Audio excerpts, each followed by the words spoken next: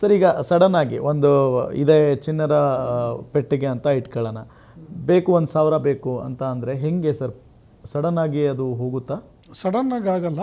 So everything will take time. ಯಾಕಂದರೆ ಇದೆಲ್ಲ ಕೈ ಕೆಲಸ ಜಾಸ್ತಿ ಇರೋದು, ಮಿಷಿನ್ ಕೆಲಸ ಸ್ವಲ್ಪ ಕಡಿಮೆ ಇದೆ, ಆಯಿತಾ? ಸೊ ಹಂಗಾಗಿ ಆ ಪರ್ಟಿಕ್ಯುಲರ್ ಫಿನಿಶು ಅದೆಲ್ಲ ಬರೋಕ್ಕೆ it will take some time. ನಾವು ಒಂದು 1,000 ಪೆಟ್ಟಿಗೆಗಳು ಅದೆಲ್ಲ ಬೇಕು ಅಂದರೆ ವಿಲ್ ಟೇಕ್ ಅಟ್ಲೀಸ್ಟ್ ಮ್ಯಾಕ್ಸಿಮಮ್ ಒಂದು 45 days to 60 days ಟೈಮ್.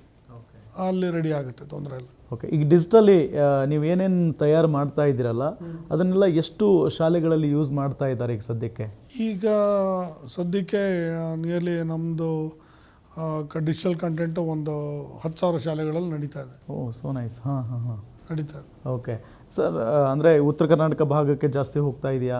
ಇಲ್ಲ, ಇಡೀ ಕರ್ನಾಟಕಕ್ಕೆ ನಾವು ಕೊಟ್ಟಿದ್ದೀವಿ, ಇಡೀ ಕರ್ನಾಟಕ. ಬಟ್ ಇದರಲ್ಲಿ ಬೀದರು, ಯಾದಗಿರಿ ಅಲ್ಲೆಲ್ಲ ಸ್ವಲ್ಪ ಜಾಸ್ತಿ ಕೊಟ್ಟಿದ್ದೀವಿ, ಬಾಗಲಕೋಟೆಲ್ಲಿ ಜಾಸ್ತಿ ಕೊಟ್ಟಿದ್ದೀವಿ, ಆ್ಯಂಡ್ ಬೆಳಗಾಮಲ್ಲಿ ಸ್ಮಾರ್ಟ್ ಸಿಟಿ ಅಂಡರ್ ಕೊಟ್ಟಿದ್ದೀವಿ, ಆಮೇಲೆ ದಾವಣಗೆರೆ ಸ್ಮಾರ್ಟ್ ಸಿಟಿ ಅಂಡರ್ ಕೊಟ್ಟಿದ್ದೀವಿ.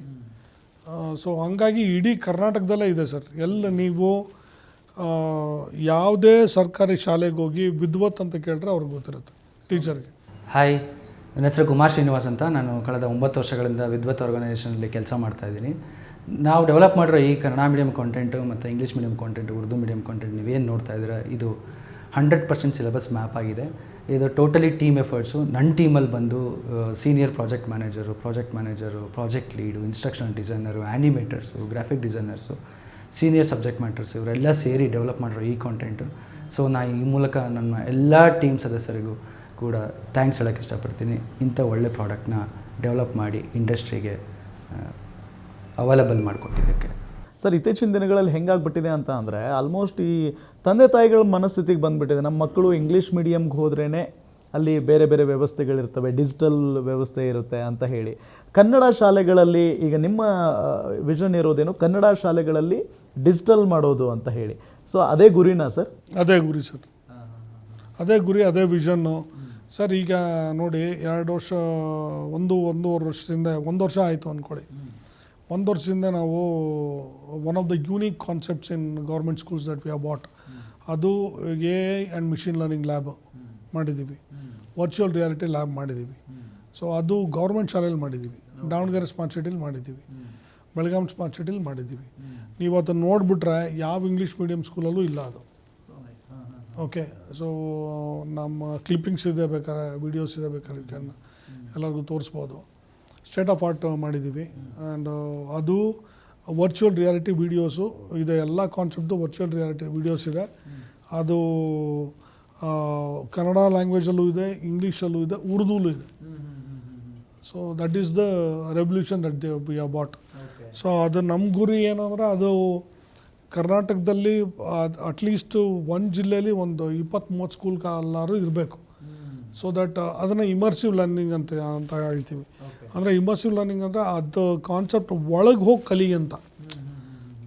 ಈಗ ನಾವೇನು ಮಾಡ್ತಾಯಿದ್ವಿ, 3D ಫಸ್ಟ್ ಕಂಟೆಂಟ್ ನಾವು ಮಾಡಿದ್ದು ನೋಡಿ ಕಲಿಬೋದಾಗಿತ್ತು. ಬಟ್ ಇಮರ್ಸಿವ್ ಲರ್ನಿಂಗ್ ಅಂದರೆ ನೀವು ಹಾರ್ಟ್ ಒಳಗಡೆ ಹೋಗ್ಬಿಡ್ಬೋದು. ನೀವು VR ಹೆಡ್ಸೆಟ್ ಹಾಕ್ಕೊಂಡು ಅಲ್ಲಿ ಒಳಗೆ ಹೋಗಿ ಅದ್ರದ್ದು ಏನೇನಿದೆ ಎಲ್ಲನೂ ನೀವು ಕಲಿಬೋದು. ಅದಂತೂ ಸ್ಟ್ರೈಟ್ ಇಂಪ್ಯಾಕ್ಟ್ ಆಗುತ್ತೆ ಬ್ರೈನ್ಗೆ. So that is one of the new thing that we have bought, and we will make a revolution out of it. Okay sir, ಈಗ 10 ವರ್ಷದ ಹಿಂದೆ ಇದ್ದಂಥ ಶಿಕ್ಷಣ ವ್ಯವಸ್ಥೆ ಈಗಿಲ್ಲ. ಏಕೆಂತಂದರೆ ನಿಮ್ಮಂಥ ಶಿಕ್ಷಣ ಹರಿಕಾರರು ಅಥವಾ ಕ್ರಾಂತಿಕಾರರು, ಇಲ್ಲ ನಾವು ಏನಾದರೂ ಮಾಡಬೇಕು, ಶಿಕ್ಷಣ ವ್ಯವಸ್ಥೆಯಲ್ಲಿ ಬದಲಾವಣೆ ತರಬೇಕು ಅನ್ನೋ ಯೋಚನೆಯಲ್ಲಿ ಇರ್ತೀರಿ. ಅದೇ ರೀತಿಯಾಗಿ ಈಗ ಬದಲಾಗಿದೆ. ಇನ್ನೂ 10 ವರ್ಷ ಆದ ನಂತರ ಈ ಶಿಕ್ಷಣ ವ್ಯವಸ್ಥೆ, ಒಂದು ಕ್ಲಾಸ್ ರೂಮ್ ಹೆಂಗಿರಬೇಕು ಅಂತ ಬಯಸ್ತೀರಿ ಸರ್? ಕ್ಲಾಸ್ ರೂಮು ಏನು ಅಂದರೆ ಸರ್, ಅದು ನಮ್ದು ಏನು ಪರಂಪರೆ ಬಂದಿದೆ ಮೊದಲಿಂದನೂ ಅದೇ ಥರ ಇರಬೇಕು. ಬಟ್ ಏನಂದರೆ ಕ್ಲಾಸ್ ರೂಮ್ ಸ್ವಲ್ಪ ಚೆನ್ನಾಗಿರಬೇಕು. ಡಿಜಿಟಲ್ ಇರಲಿ, ಬಟ್ ಯಾವುದಕ್ಕೆ ಅವಶ್ಯಕತೆ ಇದೆ ಅದು ಡಿಜಿಟಲ್ ಯೂಸ್ ಮಾಡಬೇಕು ಟೀಚರ್ಸ್. ಬಾಕಿ ಎಲ್ಲ ಟೀಚರ್ಸೇ ಎಲ್ಲ ಮಾಡಿದ್ರೆ ಒಳ್ಳೆಯದು. C, human interaction is the best interaction. Okay, so ಮಗು ಸ್ಪಂದಿಸೋದು ಯಾರಿಗೆ ಅಂದರೆ ಡಿಜಿಟಲ್ ಬೋರ್ಡ್ಗೂ ಸ್ಪಂದಿಸಲ್ಲ, ಯಾವುದಕ್ಕೂ ಸ್ಪಂದಿಸಲ್ಲ. ಸರ್, ಇನ್ನೊಂದು ಭಾಳ ನಾನು ಈಗಾಗಲೇ ಹೇಳ್ತಾ ಇದ್ದೆ, ಕನ್ನಡ ಶಾಲೆಗಳಲ್ಲಿ ಮಕ್ಕಳ ಸಂಖ್ಯೆ ತೀರಾ ಕಡಿಮೆ ಆಗ್ತಾ ಇದೆ. ಬಟ್ ಈ ಡಿಜಿಟಲೀಕರಣವು ಕೂಡ ಕನ್ನಡ ಶಾಲೆಗಳಲ್ಲಿ ಬಂದರೆ ಮಕ್ಕಳ ಸಂಖ್ಯೆ ಹೆಚ್ಚಾಗೋದಕ್ಕೆ ಕಾರಣ ಆಗುತ್ತೆ ಅಲ್ವಾ ಅಂತ. 100%. ನಾನು ಹೇಳೋದೇನೆಂದರೆ ಕನ್ನಡ ಮಾಧ್ಯಮ ಇರಬೇಕು, ಬಟ್ ಬೈಲಿಂಗಲ್ ಟೀಚಿಂಗ್ ಇರಬೇಕು. ಇಂಗ್ಲೀಷು ಕನ್ನಡ ಎರಡೂ ಟೀಚ್ ಮಾಡಬೇಕು, ಆಯಿತಾ. ಸೊ ಅದಕ್ಕೆ ಒಂದಷ್ಟು ಚೇಂಜಸ್ ಮಾಡಲೇಬೇಕಾಗುತ್ತೆ ಅಡ್ಮಿನಿಸ್ಟ್ರೇಷನಲ್ಲಿ. ಆಮೇಲೆ ಟೀಚರ್ಸ್ ಅಪಾಯಿಂಟ್ ಮಾಡ್ಕೋಬೇಕಾದ್ರೆ they should be well qualified in both in Kannada as well as in English. ಅವಾಗ ಏನಾಗುತ್ತೆ ಅಂದರೆ ನೀವು ಕನ್ನಡ ಮಾಧ್ಯಮ ಶಾಲೆಯಲ್ಲಿ ಮಕ್ಕಳು ಎರಡೂ ಕಲಿತಾರೆ, ಇಂಗ್ಲೀಷು ಕಲಿತಾರೆ, ಕನ್ನಡನೂ ಕಲಿತಾರೆ. Okay, what next sir? ಏನು ಡ್ರೀಮ್ ಇಟ್ಕೊಂಡಿದ್ದೀರಿ, ಮುಂದೆ ಏನು ಮಾಡ್ಬೇಕು ಅಂದ್ಕೊಂಡಿದ್ದೀರಿ? ಸರ್ ಅದೇ ಹೇಳ್ದಲ್ಲ, ಒಂದು ಲೈಫ್ ಸ್ಕಿಲ್ಸ್ ಅನ್ನೋದನ್ನ ನಾವು ಕಾನ್ಸೆಪ್ಟನ್ನ ತರಬೇಕು ಅಂದ್ಕೊಂಡಿದ್ದೀವಿ. ಆಮೇಲೆ ಆ್ಯಂಡ್ ಮಿಷಿನ್ ಲರ್ನಿಂಗು, ಶಾಲೆಗೆ ತಕ್ಕನಾಗೆ ನಾವು ಸಿಲೆಬಸ್ನ ಡಿಸೈನ್ ಮಾಡಬೇಕು ಅಂದ್ಕೊಂಡಿದ್ದೀವಿ. ಯಾಕಂದರೆ ಅದು that's a next big thing. ಯಾಕಂದರೆ AI ಅಂದರೆ ಸುಮ್ಮನೆ ಆರ್ಟಿಫಿಷಿಯಲ್ ಇಂಟೆಲಿಜೆನ್ಸ್ ಏನು, ಆರ್ಟಿಫಿಷಿಯಲ್ ಇಂಟೆಲಿಜೆನ್ಸು ಅದನ್ನು ಯಾವ ರೀತಿ ಯೂಸ್ ಮಾಡಬೇಕು ಅನ್ನೋದು ಒಂದು ಮಕ್ಕಳಿಗೆ ಎಜುಕೇಟ್ ಮಾಡಬೇಕು ಅಂತ ಇದ್ದೀವಿ. ಸರ್, ಇನ್ನೊಂದು ಭಾಳ ಪ್ರಮುಖವಾಗಿ, ಈಗ ಒಂದಿಷ್ಟು ಯುವ ಜನತೆ, ನೀವು ಒಬ್ಬ ಝೀರೋದಿಂದ ಶುರು ಮಾಡಿ ಇಷ್ಟು ದೊಡ್ಡ ಮಟ್ಟಕ್ಕೆ ಬೆಳೆದಿದ್ದೀರಿ ಅಂತ ಅಂದಾಗ ನಾನು ನಿಮಗೊಂದು ಪ್ರಶ್ನೆ ಮಾಡಲೇಬೇಕು.